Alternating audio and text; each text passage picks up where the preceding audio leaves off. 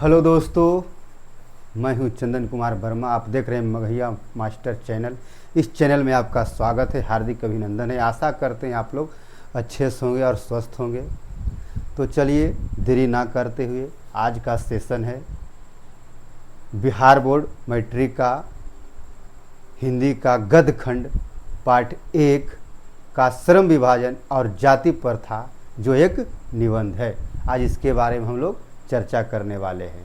तो हम आपको शॉर्टकट में, क्योंकि हमको क्रैश कोर्स करवाना है, तो आज हम आपको शॉर्टकट में बताने वाले हैं। और इससे आपको काफ़ी ज़्यादा प्रश्न आएगा, देखने को मिलेगा। तो चलिए आपको सब्जेक्टिव भी इससे हम लड़वा देंगे और ऑब्जेक्टिव भी इससे हम लड़वा देंगे। करीब करीब आपको हम इससे हम 70% क्वेश्चन जो भी आइए उसको हम करवा देंगे। तो चलिए चलते हैं। तो देखिए, भीमराव अंबेडकर का जन्म, सबसे पहले इनका जन्म याद कर लेना है। जन्म कब हुआ था, कहाँ हुआ था, ये जानकारी जरूरी होना चाहिए। भीमराव अंबेडकर का जन्म 14 अप्रैल 1891 ईस्वी के मध्य प्रदेश के महू गांव में हुआ था। भीमराव अंबेडकर का जन्म 14 अप्रैल 1891 ईस्वी के मध्य प्रदेश के महू गांव में हुआ था। इनको एक दलित परिवार में जन्म हुआ था। महार जाति, हम लोग इधर बिहार में डोम के नाम से जानते हैं, मध्य प्रदेश में उसी को महार बोला जाता है ना। और इनको जब प्रोत्साहन मिला बड़ौदा नरेश से पाकर उच्च शिक्षा के लिए, इनको बड़ौदा नरेश ने इनको एक प्रोत्साहन, जिसे हम लोग के स्कॉलरशिप मिलता है ना, उसी तरह से मिला। बड़ौदा नरेश से पाकर उच्च शिक्षा के लिए, उसी प्रोत्साहन से उस शिक्षा के लिए और मतलब अच्छे पढ़ाई के लिए और ऊंचे पढ़ाई के लिए इन्होंने न्यूयॉर्क, मतलब न्यूयॉर्क कहाँ है, अमेरिका में है, और फिर लंदन गए। कहाँ गए?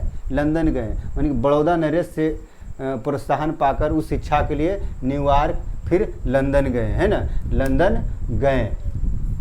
इनका निधन हो गया था 6 दिसंबर 1956 को दिल्ली में। अब हो गया न्यू दिल्ली, है ना, पहले था दिल्ली। निधन इनका क्या हो गया? 6 दिसंबर 1956 को दिल्ली में हुआ था, दिल्ली में हुआ था। इनका बचपन का नाम भीमराव अंबेडकर। इनका बचपन का नाम भीमराव अंबेडकर।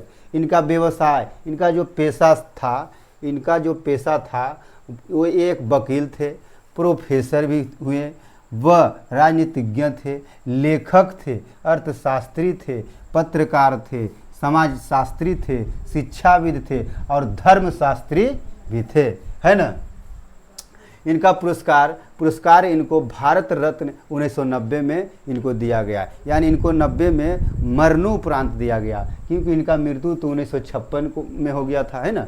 इनको 1990 में भारत रत्न मिला। तो इनका भारत रत्न कैसे मिला? मरणोपरांत उनको कोई परिवार उनको हासिल किया, है ना। फिर बोधिसत्व 1956 में, देयर टाइम्स 2004 में, एक और 2012 में कोई इनको मिला है पुरस्कार। चलिए इतना वो ये सब देगा नहीं, लेकिन मेन भारत रत्न ये ध्यान रखना है ना। जीवन के प्रमुख व्यक्ति, इनके जीवन में 3 प्रमुख व्यक्ति थे। इनके जीवन में 3 प्रमुख व्यक्ति थे, बुद्ध, कबीर और ज्योतिबा फुले। बुद्ध, कबीर और ज्योतिबा फुले, ये एकदम रट लीजिए, बुद्ध, कबीर और ज्योतिबा फुले, है ना। प्रमुख रचनाएं, इनके प्रमुख रचनाएं हैं हु आर सुद्राज। ये दोनों अलग अलग है, हु आर दे और who are Shudras. Buddha and his Dhamma. Annihilation of caste. 2-3 और है। तो जो मेन है VVIA उसको हमने लिखे हैं, जो मतलब परीक्षा में कभी नहीं दिया उसको हम नहीं लिखे, है ना। तो इसको ध्यान रखना है। इसका मेन है जो यही है, एनिहिलेशन ऑफ कास्ट। ये सबसे खास इनका है पुस्तक। इनका संपूर्ण वाङ्मय 21 खंडों में प्रकाशित किया। इनका संपूर्ण बारहवें 21 खंडों में प्रकाशित किया। इनका बारहवें कितने खंडों में प्रकाशित हुआ था? 21 खंडों में प्रकाशित हुआ था। एनहिलेशन ऑफ कास्ट, इनका हिंदी में अनुवाद किसने किया था? Annihilation of caste. Annihilation of caste का हिंदी में रूपांतरण ललई सिंह यादव ने किया था। एनहिलेशन ऑफ कास्ट को हिंदी में अनुवाद किसने किया था? ललई सिंह यादव ने किया था। कब किया था? 1936 में किया था। 1936 में किया था। इसी से यह निबंध लिया गया है। कहेगा श्रम विभाजन और जाति प्रथा मतलब कहाँ से लिया गया है? तो बोलना है एनहिलेशन ऑफ कास्ट से लिया है, जिनका अनुवाद हिंदी में किसने किया था? तो ललई सिंह यादव ने किया था, 1936 में किया था, है ना। परिवार इनका क्या क्या था? तो परिवार के बारे में जानिए। इनका पिता का नाम रामजी सकपाल था, पिता का नाम रामजी सकपाल था, और माता का नाम भीमाबाई था। पिता का नाम रामजी सकपाल और माता का नाम भीमाबाई। इनकी 14वीं संतान थे। यह जो भीमराव अम्बेडकर थे ये 14वीं संतान थे, मतलब उनका माता पिता के 14 संतान थे। उनका मतलब कि 14वीं संतान यही थे ना। इनका जो भीमा के मतलब जो 14वीं संतान हुए वो भीमा हुए, है ना। दलित परिवार से यह महार जाति के थे। महार यानी डोम जाति के, जिसको हम लोग बोलते हैं डोम जाति। यह दलित परिवार के यह महार डोम जाति के थे, है ना। पहली पत्नी का नाम जो इनको शादी हुआ था करीब मतलब पहले तो बाल विवाह चलता था, तो बाल विवाह इनको बचपन में शादी कर दिया गया। तो बचपन में शादी जो पहली पत्नी का नाम था रमाबाई था। इनको मतलब कि इनको बीमार रहने के कारण इनको मृत्यु हो गया था। पहली पत्नी का नाम रमाबाई और दूसरी पत्नी का नाम सबिता अम्बेडकर। दूसरी पत्नी का नाम सबिता अम्बेडकर। दूसरी पत्नी का नाम क्या था? सबिता अम्बेडकर, जो एक ब्राह्मण जाति के थे।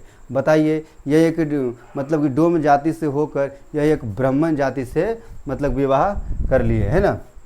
अब देखिए, अब बताइए कि इनको से जो छूत मानता था, अब इन्हीं से एक ब्राह्मण जाति को शादी कर लिए। बताइए क्यों कर लिए? क्योंकि ये एक पढ़ लिख कर एक बड़ा मतलब कि आदमी बन गए, ये मशहूर आदमी बन गए, मतलब इनको दुनिया में सब जानने लगा, दुनिया में पहचानने लगा। तो जानते हैं जिस पूछ उसी को होता है जिसके पास सब कुछ होता है ना। बाप बड़ा न भैया और सबसे बड़ा रुपया वाला काम हुआ। अब देखिए, इनका विख्यात भाषण जो था एनहिलेशन ऑफ कास्ट। इनका विख्यात भाषण था एनहिलेशन ऑफ कास्ट, जो लाहौर में देने वाले थे। ये एक भाषण तैयार किए थे और ये भाषण ये लाहौर में देने वाले थे, लेकिन कुछ कारणवश ये भाषण नहीं हो पाया, रद्द हो गया। मतलब कि कुछ घटना ऐसा घट गया, इनका भाषण को कैंसिल किया गया। ये लाहौर में देने वाले थे 1936 में। बोलेंगे कि एनहिलेशन ऑफ कास्ट लाहौर में यह भाषण बाबा अम्बेडकर ने कब देने वाले थे? तो 1936 में देने थे, लेकिन कुछ कारणवश यह भाषण हो नहीं पाया। इसके बाद इन्होंने क्या किया? इन्होंने किताब के जरिए लिख करके अपने मतलब कि पूरा देश में फैला दिए, लिख करके, जिससे अभी हम लोग मोबाइल से फैला देते हैं ना, उसी तरह धीरे धीरे यह फैला दिए सिर्फ जाति प्रथा के बारे में। देखिए, जाति से जितना रिलेटिव बुक रहेगा, वो देखिएगा ज़्यादातर भीमराव अम्बेडकर का ही रहेगा, मतलब कि 99% भीमराव अम्बेडकर का ही रहेगा, है ना। अम्बेडकर के 3 प्रमुख नारे थे। अम्बेडकर के 3 नारे थे। शिक्षित बनो, संगठित हो और संघर्ष करो। शिक्षित बनो, संगठित हो और संघर्ष करो। शिक्षित बनो, संगठित हो और संघर्ष करें। ये 3 नारे थे, लेकिन ये तीन प्रमुख नारे और भी थे जो मतलब कि किताब में मिलता है। किताब में ज़्यादातर मिलता है स्वतंत्रता, समानता और बंधुत्व। स्वतंत्रता, समानता और बंधुत्व। स्वतंत्रता, समानता और बंधुत्व। अब बताइए, इस बार जो इनका जयंती हुआ था 14 अप्रैल को, इनका कईवीं जयंती थे जानते हैं? 134वीं जयंती थे। 134वीं जयंती थे इस बार। कब? 2024 में 14 अप्रैल को। कब थे? 14 अप्रैल 2024 को 134वीं जयंती थे। तो इनका बारे में तो डिटेल से लेखक परिचय जान गए। इसका कुछ कहानी है, हम शॉर्टकट में बता देता हूँ। जैसे कि इनके ऊपर बहुत अत्याचार हुआ करता था। जैसे कि भीमराव अम्बेडकर एक दलित परिवार के महार जाति में पैदा हुए। यह एक छूत जाति से थे। इनको कुल मतलब कि नीचे ढंग से देखते थे, नीचे नज़रिए से देखते थे इनको। मतलब कि अगर जौन कुआं पर पानी लाने जाते थे इनके घर वाले, वो कुआं मतलब कुआं के पानी तक लेने नहीं देते। मतलब कि अगर वो कुआं पर पानी ले आए तो वो कुआं छुआ गया, फिर उनको क्या सज़ा मिलेगा कोई पता नहीं है। फिर इन्होंने सोचा, जब ऐसा कांड होने लगा कि जैसे कि देख रहे हैं कि बड़े बड़े आदमी जो होते हैं, बड़े बड़े जात जो होते हैं, मंदिर में छोटे छोटे जात को प्रवेश करने नहीं दे रहे हैं। बहुत सारे अत्याचार देखे, मंदिर हो मस्जिद हो कुछ भी हो, छोटे छोटे जाति को इन्होंने देखा कि बड़े जाति वाले लोग इन लोगों को प्रवेश करने नहीं दे रहे थे, है ना। तो इन्होंने बहुत मतलब कि दिमाग में बैठा लिए कि हम कुछ ऐसा करें कि हम आगे चल के ये सिस्टम हम हटा दें, ये भेदभाव छुआछूत सब हम हटा दें। तो उन्होंने अपना जो पढ़ाई किया मैट्रिक तक, तो वो तो अपने घर पर ही किए। लेकिन जब देखें कि बड़ौदा के नरेश जो थे, राजा थे, उन्होंने देखा कि लड़का तो बहुत ही काबिल है, तो उन्होंने देख करके उन्होंने एक प्रोत्साहन राशि दिया कि जाओ तुम बाहर में पढ़ो, अच्छे से तैयारी करो। तो उन्होंने कहाँ गए? न्यूयॉर्क के बाद लंदन गए। वहाँ से बहुत सारे 32 डिग्रियाँ लेकर के आए। कितने? 32 डिग्री हासिल करके आए। मैट्रिक से लेकर के उन्होंने 32 डिग्री हासिल किए। वो बहुत विद्वान आदमी थे। मतलब उन्होंने जो अपना संविधान लिखा था 2 साल 11 महीना 18 दिन में, सबसे पहले जो लिखा गया था, तो उनको अंग्रेज जब देखा ना कि इतना ब्रिलियंट, भारत में इतना ब्रिलियंट आदमी इतना सिस्टम बना लिया है, इसको लागू करना चाह रहा था, अंग्रेज लोग क्या किया, जो पहले लिखा गया था उसको अंग्रेज लोग जला दिया था। अब देखिए, जब जला दिया, उतना लिखने के बाद भी जला दिया, लेकिन भीमराव अम्बेडकर का दिमाग देखिए कि उसी तरह फिर दोबारा उन्होंने तैयार कर दिया, उससे बेस्ट तरीके से तैयार कर दिया। आदम मतलब कि अभी तक उनका जो बनाया हुआ, अभी तक हम लोग फॉलो कर रहे हैं, उसको लागू किया हुआ है, जिसको हम फॉलो कर रहे हैं, अभी तक उनका चल रहा है। तो देखा जातिवाद के लिए, तो जाति क्या पहले के ज़माने में क्या था, ऊंच नीच जाति चलता था। तो नीचे जाति लोग के क्या करता था, भुइयाँ में बैठना पड़ता था। ऊंचे जाति वाले लोग कुर्सी पर, टेबल पर, बेंच पर बैठते थे, और छोटे लोग क्या करते थे, भुइयाँ में बैठते थे और ज़मीन पर, है ना। अगर कोई जाति छोटे जाति बड़े जाति को छू दिया तो वह छूत मानते थे। छोटे जाति मंदिर में जा नहीं सकता था, छोटे जाति कुआं में पानी नहीं भर सकता था, मतलब को स्कूल में पढ़ाई तक नहीं कर सकता था। इनका एक मूवी भी इनके ऊपर निकला हुआ है ना, छोटे जाति जो पढ़ाई के लिए इनको स्कूल से निकाल दिया जाता था, है ना। तो ये सब देखते हुए भीमराव अम्बेडकर ने जाति को हटाने के लिए सोचा। फिर उन्होंने देखा कि जाति के तो मतलब कि जाति को तो बड़े जाति लोग ब्राह्मण हो, राजपूत हो, ये लोग तो बांट दिए।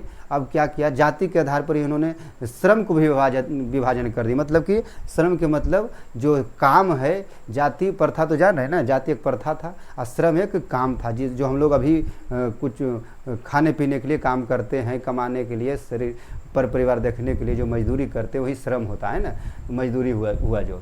तो जाति के आधार पर क्या किए, श्रम को मानी कि रोजगार को भी जाति के भेदभाव पर बांट दिए। यहाँ तक के जो जिस समय पेट में बच्चा पैदा हो, मतलब कि गर्भवती महिला में रहता था बच्चा, वहाँ तक के क्या बोले हैं कि जब भी बच्चा पैदा हो उसी टाइम उस समय मतलब कि बांट दिया करते थे कि जो अभी जो बच्चा होगा, हम नाई है तो वो भी नाइये बनेगा। अगर कुम्हार के बच्चा है, कुम्हार के बच्चा अगर पेट में पल रहा है तो वो भी कुम्हारे बनेगा, है ना, मट्टी का ही काम करेगा। अगर लोहार का बच्चा है, अभी पेट में है, अगर वो धरती पर जब आएगा तो क्या करेगा, वो लोहा के ही काम करेगा। इसी तरह के बहुत सारे जाति के आधार पर भेदभाव हुए, जाति के आधार पर काम को भी बांटना चालू कर दिया। नाई है तो वो नौकरी नहीं कर सकता है, टीचर नहीं बन सकता है ना। ब्राह्मण और शूद्र में अंतर बताने लगे। राजपूत एक पट्टी राजपूत रहेगा, एक पट्टी गुप्ता रहेगा। गुप्ता लोग राजपूत से बातचीत तक नहीं कर सकते थे।